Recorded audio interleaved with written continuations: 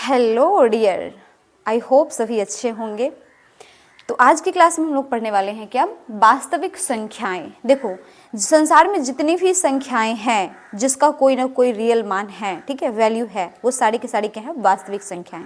अगर हम वास्तविक संख्या बोलते हैं तो जितनी भी प्रकार की संख्याएं हम लोग देखते हैं, यूज करते हैं, लिखते हैं, वो सारे के सारे आ जाते हैं किसमें, वास्तविक संख्या में। अब वास्तविक संख्या की बात करें तो इसको हम लोग बांट देते हैं दो कैटेगरी में, ठीक है। मेन इसका दो कैटेगरी है, एक है हमारा परिमेय संख्या और दूसरा होता है अपरिमेय संख्या। परिमेय संख्या और अपरिमेय संख्या, ठीक है, ये दो पार्ट हुए इसके। परिमेय के अंतर्गत कौन से आते हैं, इसका हम लोग डिफिनेशन पढ़ेंगे। डिफिनेशन के बाद इसके अंतर्गत जो भी संख्याएं आती है, संसार की जितनी भी संख्याएं जिसका हम लोग यूज करते हैं, सिर्फ और सिर्फ किसको छोड़कर, अपरिमेय को छोड़कर, सारे के सारे क्या हैं, परिमेय हैं, ठीक है। परिमेय संख्या में सारे के सारे संसार की संख्याएं आएंगी जो सिर्फ किसको छोड़कर, अपरिमेय को छोड़कर। तो इसको हम लोग पहले जान लेंगे। इसके बाद हम लोग प्रत्येक, जैसे कि सम संख्या, पूर्णांक, हर एक संख्या के बारे में हम लोग यहाँ पे पढ़ने वाले हैं, ठीक है। चलो तो स्टार्ट करते हैं। सबसे पहले परिमेय किसको कहते हैं। परिमेय जिसको हम बोलते हैं इरेशनल नंबर। परिमेय किसको कहते हैं, ये परिभाषा सबको पता होगा, जिसे हम P/Q के रूप में लिख सकते हैं। और यहाँ Q = नॉट जीरो, Q 0 नहीं होना चाहिए, ठीक है। P/Q के रूप में लिख सकते हैं जहाँ पर Q 0 नहीं होना चाहिए, तो वो क्या है, हमारा परिमेय संख्या। सिंपल सा परिभाषा है इसका। अगर कोई भी नंबर हम यहाँ पे लिखते हैं, फॉर एग्जाम्पल अगर हम यहाँ पे लिख दिए 1/2, 1.5, ठीक है, 3, -3, कुछ भी 0, ये सारे के सारे क्या हैं, हमारे परिमेय संख्या है। क्यों? क्योंकि ये सारी संख्याओं को हम लोग बटा के रूप में लिख सकते हैं, P/Q के रूप में लिख सकते हैं। कैसे? देखो, ये तो बटा के रूप में ऑलरेडी है। यहाँ से पॉइंट हटाओ तो पॉइंट की जगह पे आ जाओ एक, और एक अंक है ना पॉइंट के बाद, तो एक 0 डाल देंगे। ये -3 के नीचे एक छुपा ही है, 0 है, 0 के नीचे एक छुपा ही है। ये सारे के सारे क्या है, हमारी परिमेय संख्याएं हैं। दूसरा कैटेगरी हमारा कौन सा हुआ, अपरिमेय संख्या। तो अपरिमेय संख्या का पहचान क्या है कि जो या तो रूट के रूप में हो, ठीक है, कर्णी, इसको हिंदी में बोलते हैं कर्णी, ठीक है, इंग्लिश में बोलते हैं रूट, तो रूट के रूप में हो, या फिर जिसका दशमलव प्रसार क्या हो, अशांत अनावर्ती, अशांत अनावर्ती, दशमलव प्रसार क्या हो, अशांत अनावर्ती, ठीक है, जिसका दशमलव प्रसार कैसा हो, अशांत अनावर्ती। जैसे कि 1.52301973, इस तरह से। कहने का मतलब कि इसका दशमलव के बाद जितने भी अंक हैं वो सारे के सारे चेंज होते आ रहे हैं, चेंज होते आ रहे हैं, कोई भी इक्वल नहीं है, रिपीट नहीं हो रहा है, तो ये क्या कहलाता है, अनावर्ती। तो इस तरह की संख्या को हम बोलते हैं अपरिमेय। बाकी जितने भी संख्याएं बची, चाहे वो माइनस में हो, चाहे वो बटा में हो, चाहे वो पूर्णांक में हो, किसी भी प्रकार की संख्या, वो सारी की सारी क्या है, परिमेय संख्या है। यहाँ तक क्लियर है।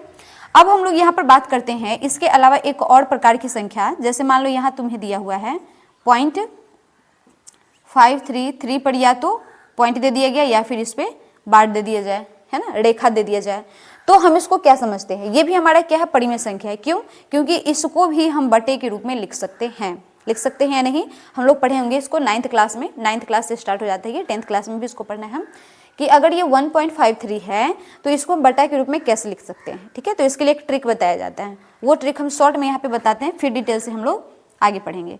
शॉर्ट में क्या ट्रिक होता है, जिसको हम 3 स्टेप में डिवाइड करके लिख सकते हैं, ठीक है, कि इस प्रकार के परिमेय संख्या को क्या करना है, बटा के रूप में लिखना है।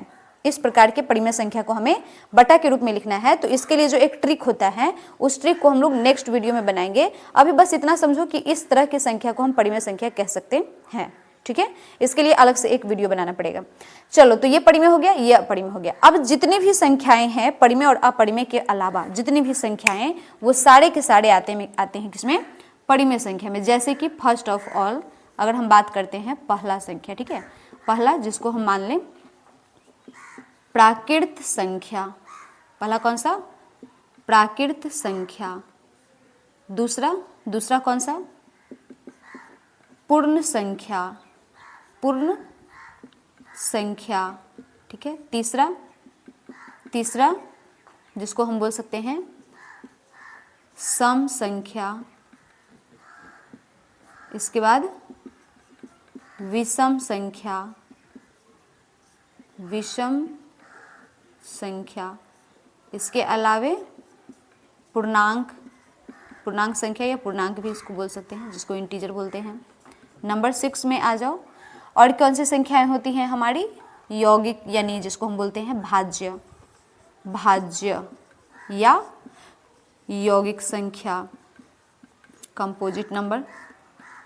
इसके अलावा भाज्य का अपोजिट होता है एक अभाज्य, अभाज्य जिसको हम बोलते हैं रूढ़ संख्या। अभाज्य को बोलते हैं रूढ़ यानी कि प्राइम, रूढ़ संख्या को बोलते हैं प्राइम नंबर। ठीक है, तो ये जितनी भी प्रकार की संख्याएं हैं, इसके अलावा भी आते हैं। तो इस प्रकार की जितनी भी संख्याएं हैं वो सब किसके अंतर्गत आ गया, वो सारे हमारे आ जाते हैं किसमें, परिमेय संख्या में। ठीक है, चाहे वो प्राकृत संख्या हो, चाहे वो पूर्ण संख्या हो, चाहे वो सम संख्या हो, विषम, पूर्णांक, कोई भी। अब देखो, प्राकृत संख्या को हम लोग बोलते हैं नेचुरल, इंग्लिश में भी तुम्हें पता होना चाहिए, नेचुरल नंबर बोलते हैं इसको। ठीक है, पूर्ण संख्या को बोलते हैं होल, होल नंबर बोलते हैं इसको। थर्ड, इवन, सम को क्या बोलते हैं, इवन नंबर। विषम को क्या बोलते हैं, ओड नंबर, ओड नंबर। ठीक है, पूर्णांक को बोलते हैं हम लोग इंटीजर, इंटीजर, इंटीजर, पूर्णांक संख्या भी बोल सकते हो। भाज्य को क्या बोलते हैं, कंपोजिट, कंपोजिट नंबर। ठीक है, और अभाज्य को बोलते हैं प्राइम, प्राइम नंबर। चलो, नंबर जानना पहचानना तो बहुत ही सिंपल सी बात है, पर यहाँ पर मेन बात क्या है कि इन नंबर को हम जाने कैसे कि कौन सा नंबर क्या है। ठीक है, कौन सा नंबर क्या हो सकता है, कैसे हम पहचाने, तो इसके लिए हम लोग करते हैं आगे, इसके आगे एक एक नंबर को हम लोग जानेंगे डिटेल से। सबसे पहला है हमारा प्राकृत संख्या। ठीक है, प्राकृत संख्या जिसे हम बोलते हैं नेचुरल नंबर, इसको समझते हैं। प्राकृत संख्या नॉर्मल सी है, जिसे हम बोलते हैं गिनती की संख्या। ठीक है, गिनती की संख्या। ठीक है, गिनती की संख्या, गिनती की संख्या मतलब क्या समझ आया, गिनती की संख्या का मतलब समझ आना चाहिए तुमको कि जिसको हम गिन पाते हैं। ठीक है, जैसे काउंट करते हैं ना 1 2 3 4, 1 2 3 4 5 6 7 8 9 10, कहने का मतलब कि ऐसा कभी गिनते हैं हम कि एक के बाद 1.1 या 1 के बाद 1.5 के बाद 2, ऐसा तो हम लोग नहीं गिनते हैं ना कभी। क्या गिनते हैं, 1 2 3 4 लगातार रूप से। तो लगातार रूप से अगर हम लोग गिन रहे हैं, पूरी पूरी संख्या को गिन रहे हैं, तो हमारा कहलाता है गिनती की संख्या। इसी को हम लोग बोलते हैं क्या, प्राकृत संख्या।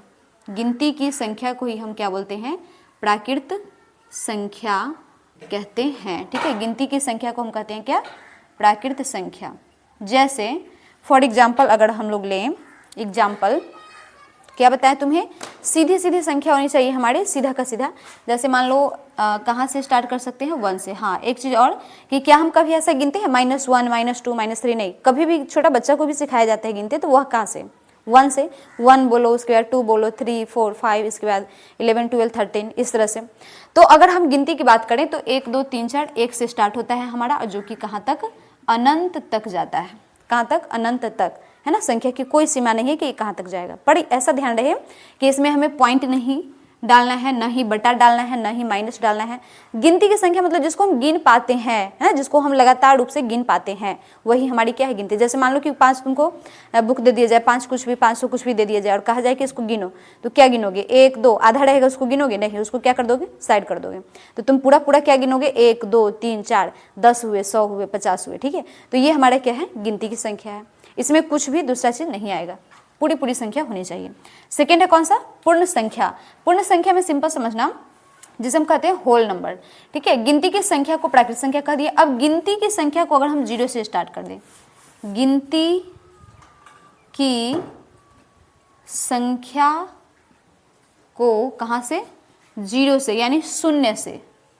0 मतलब शून्य से शुरू करने पर, शून्य से शुरू करने पर जो प्राप्त होता है हमें, प्राप्त संख्या को हम क्या बोलते हैं, पूर्ण संख्या बोलते हैं, पूर्ण संख्या कहते हैं।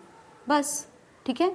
मतलब ये कि पूर्ण संख्या और प्राकृत संख्या में बस एक ही अंतर है कि पूर्ण संख्या हम किसको बोलेंगे, 0 से स्टार्ट हो गया। 0 से स्टार्ट हो गया कहने का मतलब 1 क्या है, तो पूर्ण संख्या है।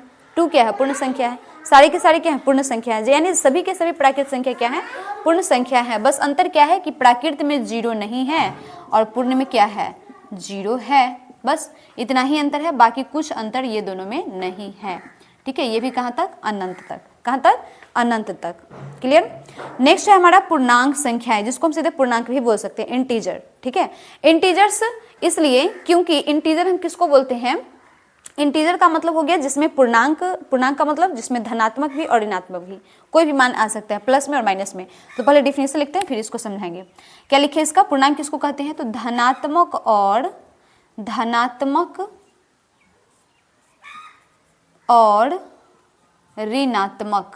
धनात्मक और ऋणात्मक संख्याओं के समूह को क्या बोला जाता है, पूर्णांक। क्या बोलते हैं हम लोग, पूर्णांक कहते हैं। किसको कहते हैं पूर्णांक, जिसमें धनात्मक और ऋणात्मक सभी प्रकार की संख्याएं हो। जैसे धनात्मक और ऋणात्मक का मतलब हो गया, अगर हम यहाँ पर बोलते हैं -1, ठीक है, -5, -4, -3, ये सारे क्या हैं हमारे पूर्णांक हुए। ठीक है, 0 भी एक क्या है हमारा पूर्णांक है। 1 2 3 कहाँ तक, अनंत तक। यानी माइनस में भी अनंत तक, प्लस में भी अनंत तक, 0 सहित वो सारे क्या हैं हमारे पूर्णांक कहलाते हैं। क्या कहलाते हैं, पूर्णांक। ठीक है, नेक्स्ट कौन सा है हमारा, सम संख्या। हाँ, एक चीज और, अगर हम पूर्णांक की बात करें तो पूर्णांक हमारे कितने प्रकार के हुए, 2 प्रकार के। देखो कैसे, जितने भी ऋणात्मक पूर्णांक है कहाँ तक, इधर भी अनंत हो जाएगा, इधर भी क्या हो जाएगा, अनंत तक। ठीक है, ऐसे ऐसे डॉट डॉट डॉट करके कहाँ तक, अनंत तक। तो ये जो अनंत तक हुआ ये हमारा क्या है, पूर्णांक है। तो जितने भी अनंत तक हुए माइनस में, वो सारे के सारे कहलाते हैं ऋणात्मक पूर्णांक। ये सारे के सारे क्या है बोलो, ऋणात्मक पूर्णांक। ठीक है, और जितने भी प्लस में है वो सारे के सारे होंगे क्या, धनात्मक पूर्णांक। क्या कहलाएंगे, धनात्मक पूर्णांक। बच गया 0, तो 0 न तो ऋणात्मक है न ही धनात्मक। 0 क्या है बोलो, न तो ऋणात्मक और न ही धनात्मक। यानी ये पूर्णांक तो है पर न तो ऋणात्मक है और न ही धनात्मक है। ठीक है, क्लियर। नेक्स्ट है हमारा कौन सा, सम संख्या। अब देखो सम संख्या क्या होती है हमारी, सम संख्या हम लोग किसको कहते हैं, इवन नंबर। जो भी संख्या 2 से डिविजिबल हो, जो संख्या 2 से पूर्णतः विभाजित हो, पूर्णतः विभाजित हो, उसे हम बोलते हैं सम संख्या। उसे क्या बोलते हैं, सम संख्या कहते हैं। बस 2 से डिविजिबल होना चाहिए। देखो अब 2 से विभाजित का मतलब क्या है, 2 से पूर्णतः विभाजित का मतलब है कि जिस भी संख्या में पूरी तरह से 2 से भाग करने पर पूरा पूरा कट जाए, कुछ भी शेष नहीं बचे, तभी हम उसको बोलेंगे क्या, कि वो हमारी सम संख्या है। जैसे फॉर एग्जाम्पल अगर हम लोग लेते हैं यहाँ पर कहाँ से, 0। देखो 0 भी क्या है हमारा, 0 क्या हो सकता है, सम संख्या। क्यों, क्योंकि किसी भी संख्या के अंत में अगर 0 है, अगर किसी भी संख्या के अंत में 0 है, कोई भी बड़ी से बड़ी संख्या, छोटी से छोटी संख्या, तो वो क्या है, 2 से डिविजिबल है। इसलिए हम लोग क्या बोलेंगे कि हमारा 0 जो है वो क्या है, एक सम संख्या ही है। 0 से इसको स्टार्ट कर सकते हैं हम लोग, 0 2 4 6 8, इस तरीके से 4 6, लेकिन ध्यान रहे किसे, 2 से डिविजिबल होना चाहिए। अब एक चीज़ और, तुम्हें बड़ी से बड़ी संख्या दे दिया जाए और पूछा जाए कि ये सम है या विषम, तो तुम कैसे पहचानोगे। इसके लिए एक ट्रिक है जिसे हम बोलते हैं विभाज्यता के नियम। अंत में एक वीडियो भी बनाया हुआ है विभाज्यता के नियम पर, अगर नहीं पता है 2 से 3 से 4 से 5 से 6 7 8 9, ठीक है, इस 10, इन सारी संख्याओं से अगर तुम्हें पता नहीं है कि कैसे हम जाने, कैसे चेक करें कि कोई भी संख्या जो दिया हुआ है वो किससे कट रहा है और किससे नहीं कट रहा है, तो वहाँ पर हम लोग क्या कर लेंगे, किसी से कट रहा है या नहीं कट रहा है चेक करने के लिए हम लोग क्या कर लेंगे, उस रूल को पहले पढ़ लेंगे कि क्या रूल होता है। बस तुम देख करके बता सकते हो कि कौन सी संख्या है जो 2 से डिविजिबल है, 3 से डिविजिबल है, कौन सी संख्या है जो डिविजिबल नहीं है, तो तुम बस देख कर बता सकते हो अगर हम उस वीडियो को देख लेते हैं तो। ठीक है, विभाज्यता के नियम से एक वीडियो बना हुआ है, पीछे जाकर के देख लेना। तो यहाँ पर हम लोग क्या देख रहे हैं, 2 की बात कर रहे थे कि 2 से कोई भी संख्या, जो भी संख्या जो 2 से पूर्णतः विभाजित हो, यानी पूरा 2 से भाग लग जाए, कुछ भी शेष नहीं बचे, वो संख्या हमारा सम संख्या है। इसको पहचानने का तरीका क्या बताएं कि अंत में क्या होना चाहिए, देख लो, अंत में होना चाहिए 0 2 4 6 या 8, बस इन सभी में से अगर कोई भी अंक किसी भी संख्या के अंत में है तो समझ जाना कि वो 2 से क्या है, डिविजिबल है। ठीक है, नेक्स्ट है हमारा विषम संख्या, जिसे बोलते हैं ओड नंबर। ओड नंबर सम का अपोजिट कर दो, यानी जो सम नहीं है वो विषम है और जो विषम नहीं था वो क्या था, सम था। तो जो संख्या 2 से डिविजिबल नहीं है, बस इसमें क्या लिखना है, जो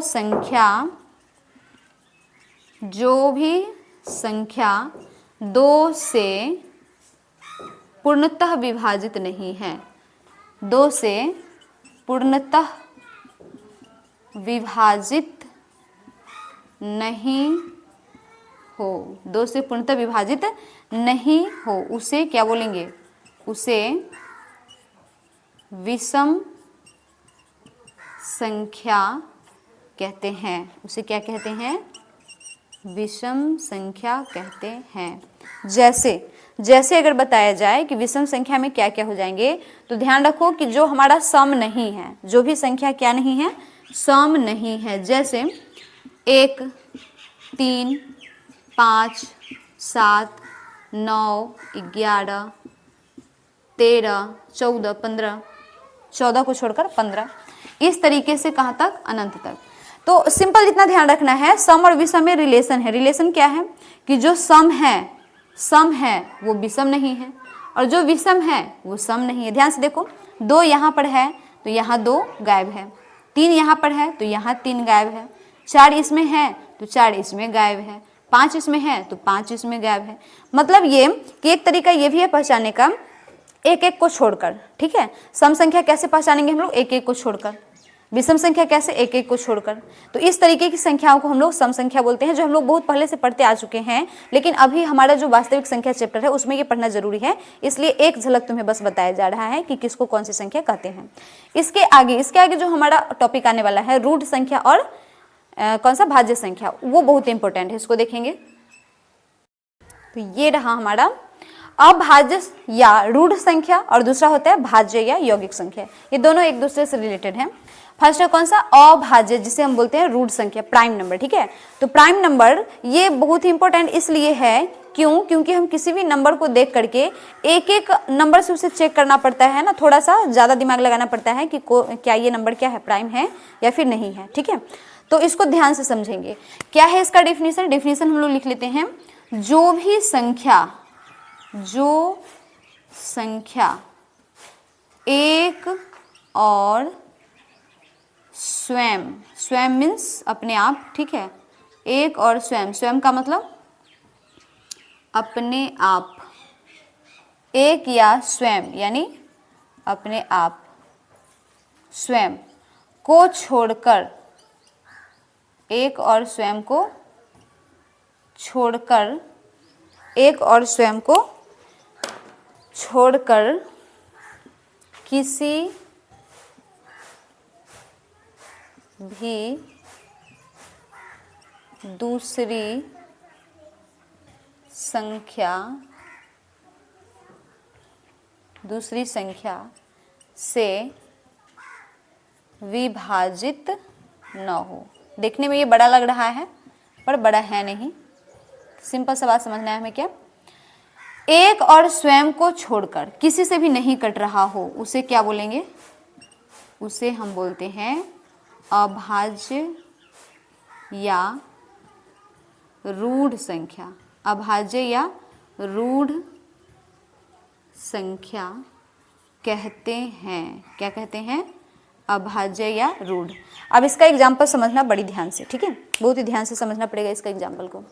अभाज्य या रूढ़ किसको कहते हैं, जो एक और स्वयं के अलावा किसी से भी डिविजिबल नहीं हो, किसी से भी पूरी तरह से न कटे। जैसे अगर हम बात करते हैं एक, तो एक का ध्यान रखना, ना तो ये भाज्य है और ना ही ये क्या है, अभाज्य। मतलब ये ना तो अभाज्य है, प्राइम नंबर भी नहीं है ये, ठीक, और ये हमारा कंपोजिट नंबर भी नहीं है। तो एक तो अलग कर दो। एक के अलावा आया कौन, दो को हम लोग देखें ध्यान से, तो दो बताना कि क्या कोई ऐसा नंबर है जो दो को पूरी तरह विभाजित कर पाए।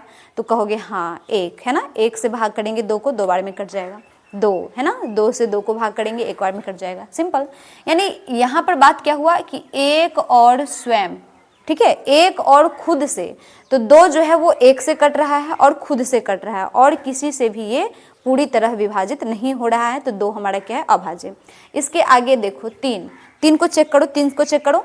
3 किस किस से कट रहा है, खुद से यानी 3 से और 1 से। 1 से 3 में भाग करेंगे 3 बार में कट जाएगा, और 3 को 3 से भाग करेंगे तो 1 बार में कट जाएगा। तो 3 हमारा क्या है, खुद से और 1 से, इसके अलावा और किसी से, 2 से नहीं। इसके बाद चेक करते हैं 4। 4 क्या अभाज्य संख्या है, चेक करो। 4 किस किस से कट रहा है, 1 से 4 बार में, ठीक है, 2 से 2 बार में, 4 से 1 बार में। मतलब ये 1 और खुद, 1 और स्वयं के अलावा किससे कट गया, 2 से भी तो कट गया, इसलिए ये हमारा क्या होगा, अभाज्य संख्या नहीं होगा। 4 क्या होगा, अभाज्य संख्या नहीं। नेक्स्ट देखो 5। 5 बताओ फटाफट से। 5 1 से कट रहा है और खुद से कट रहा है, 5 से भाग लग जाएगा 5 में, और किसी से, 2 से, 3 से, 4 से, किसी से भी इसमें पूरा भाग नहीं लगेगा। तो 5 हमारा क्या हुआ, अभाज्य हुआ। नेक्स्ट है कौन सा, 6। 6 को चेक करो फटाफट से। 6 को चेक करते हैं तो 6 1 से तो सभी संख्याएं करती हैं, ध्यान रहे 1 जो है सभी संख्या का गुणनखंड होता है, ठीक है। तो 1 से तो सभी कटेगा, ठीक। खुद से कौन नहीं है जो कटेगा, 1 भी खुद से कटता है, सब खुद से कट जाएगा, ठीक है। 6 से 6 को भाग करेंगे 1 बार में खत्म, 5 से 5 को भाग करेंगे 1 बार में खत्म, ठीक है। तो 1 और खुद से तो सब कटते ही हैं, कोई भी ऐसी संख्या नहीं है जो 1 और खुद से नहीं कटेगा। लेकिन हमें क्या ढूंढना है, किसी और से, है ना, किसी और से ये भाग लगता है या नहीं। तो चेक करो 6 में किसी और से भाग लगता है, तो हाँ लग जाता है। 6 में 2 से भाग लग जाता है, 6 में 3 से भी भाग लग जाता है ना। 2 से भी 6 कट गया 3 बार में, 3 से 6 कट गया 2 बार में। तो इसका मतलब ये है कि 6 तो हमारा डिविजिबल है। तो क्या 6 अभाज्य है, नहीं, इसलिए गलत कर दिए। इसके आगे आता है 7। 7 को चेक करो फटाफट से। 7 क्या है, तो 1 और स्वयं से तो सभी करते हैं, तो 7 क्या स्पेशल है, 7 भी कटेगा। बचा कौन हमारे पास, 1 और 7 के अलावा 2 3 4 5 6। क्या किसी से भी ये 7 डिविजिबल है, 2 3 4 5 6, किसी से भी ये 7 डिविजिबल नहीं है, मतलब 7 क्या है हमारा, रूढ़ संख्या, ठीक है। इसके अलावा 8। 8 को चेक करके बताओ फटाफट से। 8 क्या है, 1 और खुद से तो सभी करते हैं, यही तो हम बार बार बता रहे हैं कि कोई भी ऐसी संख्या नहीं है जो खुद से और 1 से नहीं कटे, तो उसको चेक ही नहीं करो। 1 से और खुद से चेक ही नहीं करो, कि 1 से कटेगा कि नहीं, खुद से कटेगा कि नहीं। क्यों, क्योंकि सभी संख्याएं कट रही हैं 1 से और खुद से। तो चेक क्या करें हम, तो चेक बस इतना करना है कि और किसी से ये कट रहा है कि नहीं, और किसी दूसरी संख्या से डिविजिबल है या नहीं। तो 2 किससे डिविजिबल है बताओ, 8 है, 2 से डिविजिबल, और किससे, 4 से डिविजिबल। अगर एक भी संख्या से डिवाइड हो गया, एक भी संख्या से ये पूरी विभाजित हो गई कोई भी नंबर, तो हमारा क्या हो जाएगा, ये अभाज्य नहीं होगा। क्या हो जाएगा, भाज्य हो जाएगा, ठीक है। कोई भी एक नंबर जो 1 और खुद, वो तो कटेगा ही 1 और खुद से, इसके अलावा एक भी ऐसा संख्या है जिससे इसमें पूरा भाग लग जाए, शेषफल नहीं बचे, यानी पूरा कट जाए, तो ये हमारा क्या हो जाएगा, अभाज्य नहीं होगा। क्या होगा, भाज्य हो जाएगा। क्या होगा, भाज्य। तो ये भी 2 से कट रहा है, 4 से कट रहा है, तो ये भी हमारा क्या है, अभाज्य नहीं, क्या है, भाज्य। 9 बताओ। 9 में कितने बच्चे सस्पिशन में हो जाते हैं, ठीक है, कंफ्यूज हो जाते हैं कि 9 क्या है, ठीक है। तो गलती नहीं करना, 9 भी हमारा क्या है, रूढ़ नहीं, क्या है, यौगिक। क्यों, क्योंकि 9 किससे कट रहा है, 3 से। 1 और 9 से तो खुद से तो कटेगा ही, 1 और खुद से तो कटेगा ही, इसके अलावा 3 से भी 9 क्या है, डिविजिबल है। इसका मतलब 9 भी हमारा क्या है, अभाज्य नहीं है। 10 को चेक करो। इस तरीके से हम लोग कहाँ तक, अनंत तक चले जाएंगे तो हमको बहुत सारी संख्याएं ऐसी मिलेंगी जो 1 और स्वयं के अलावा किसी से भी नहीं कटती है। 1 और स्वयं के अलावा किसी और से, दूसरी संख्या से विभाजित ना हो, तो उसको हम लोग क्या बोलते हैं, अभाज्य या रूढ़ संख्या। अभाज्य या रूढ़ संख्या। अब एक यहाँ पे काम देते हैं तुम लोग को, ठीक है। एक काम क्या है इसमें कि तुम्हें बताना है 1 से 100 के बीच में, क्या बताना है, किधर क्वेश्चन लिख दें, इधर ही क्वेश्चन लिख देते हैं, ठीक है। 1 से 100 के बीच में कितनी अभाज्य संख्याएं हैं, 1 से 100 के बीच में कितनी अभाज्य संख्या, ये रहा तुम्हारा SW यहाँ पर, ठीक है। 1 से 100 के बीच कितनी अभाज्य संख्याएं हैं, ठीक है। ये बता देना है कितनी, 1 2 3 4, कितनी अभाज्य संख्या है उसको गिन के लिख देना है, और साथ ही साथ जो जो अभाज्य संख्या है उसको लिखना है। जैसे कौन कौन, 2 हो गया, 3 हो गया, 5, 7, 10, क्या 10 होगा अभाज्य? नहीं, क्योंकि 10 तो कटता है ना 2 से भी और 5 से भी कट जाता है, तो ये हमारा अभाज्य नहीं है। 10 के बाद कौन, 11, 11 के बाद कौन, 13, 13 के बाद 17, इस तरीके से। तो ये हमारा क्या है, अभाज्य संख्याएं हैं। तो इसमें तुम्हें लिखना है, ये तुम्हारा रहा HW, ठीक है, ये हमारा रहा क्या, HW। इसको सभी के सभी जो भी इस वीडियो को देखेंगे समझेंगे वो जरूर इतना काम करना है कमेंट बॉक्स में, ठीक है, इतना काम तुम्हें करना है कमेंट बॉक्स में। क्या करना है, 1 से 100 तक, कहाँ तक, 1 से 100 तक जितनी भी अभाज्य संख्याएं हैं उसको पहले तो गिन लेना है, गिन करके आंसर देना है, और उसके बाद एक एक करके सभी संख्याओं को लिखना भी है, ठीक है। चलो इसके आगे हम लोग देखते हैं। अभाज्य संख्या क्लियर हुआ सबको? एक और खुद के अलावा किसी से भी नहीं कटना चाहिए, चाहे वो कोई भी संख्या हो, कोई दूसरा से नहीं कटना चाहिए।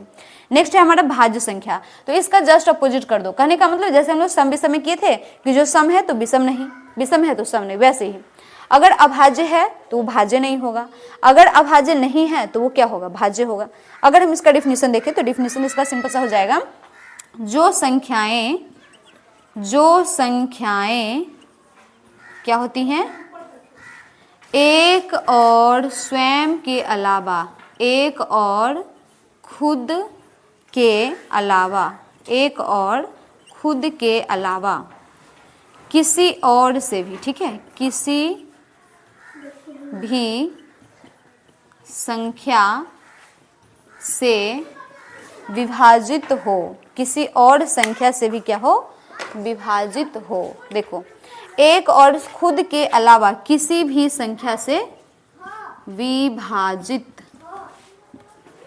हो तो उसे हम क्या कहते हैं, उसे हम लोग कहेंगे भाज्य या यौगिक संख्या, भाज्य या यौगिक संख्या कहते हैं, भाज्य या यौगिक संख्या कहते हैं, ठीक है।